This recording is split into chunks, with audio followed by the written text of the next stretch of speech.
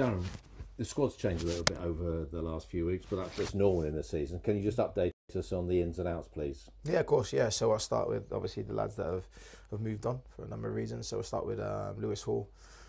Lewis, he's had to make a tough decision. He's had a tough season away to Taunton. He dislocated his shoulder and also picked up a knee injury, so he's been struggling to recover from that. He's managed to come back, which has been really positive and had a real impact the last few games.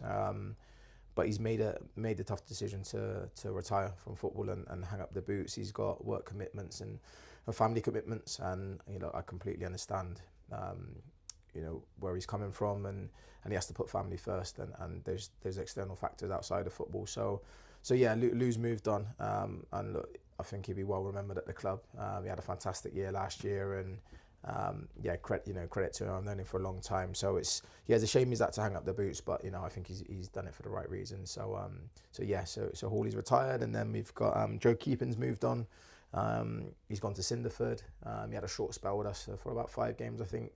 But Joe's got a lot going on again outside of football with university, his work commitments, and also the travel was a bit of an issue for him. So again, we had a good discussion, and sometimes you have to do what's right for the player, and it was starting to affect him on the pitch as well. So he's moved closer to home, and he's gone to play for Cinderford.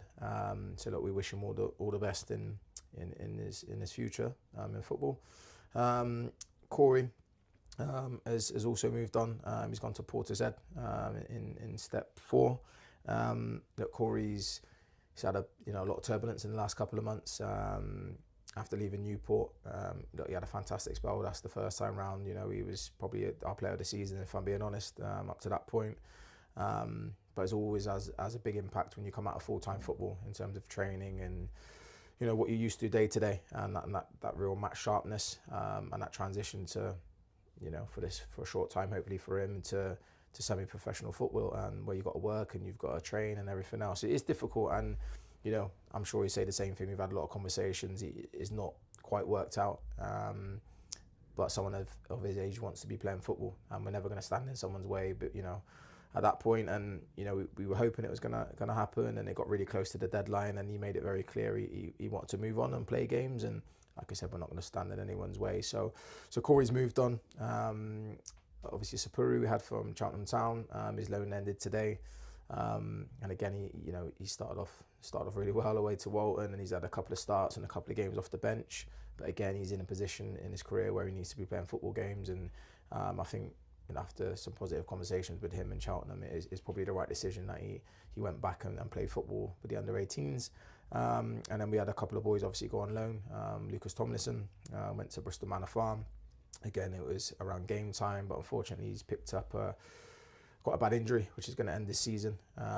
So yeah, we'll have to see what the situation is with Lucas after his return. And then Matt Britton's also signed for Portishead.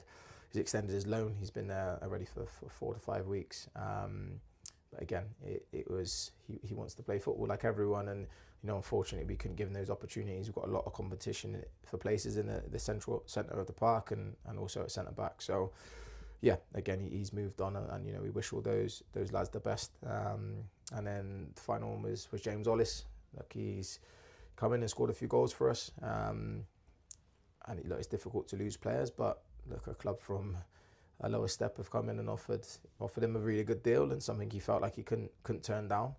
And look, when someone's not on a contract, it's one of those things, and if they choose to go, they choose to go. And look, at this moment in time, we want people that want to be at this football club, be at the football club for the right reasons. So yeah, he's moved on, and again, like I said, I wish him all the best. And then obviously we've had a couple of ins. So we've had Henry Sadie. He's been here for a while now. He's extended his loan from Chippenham until the end of the season.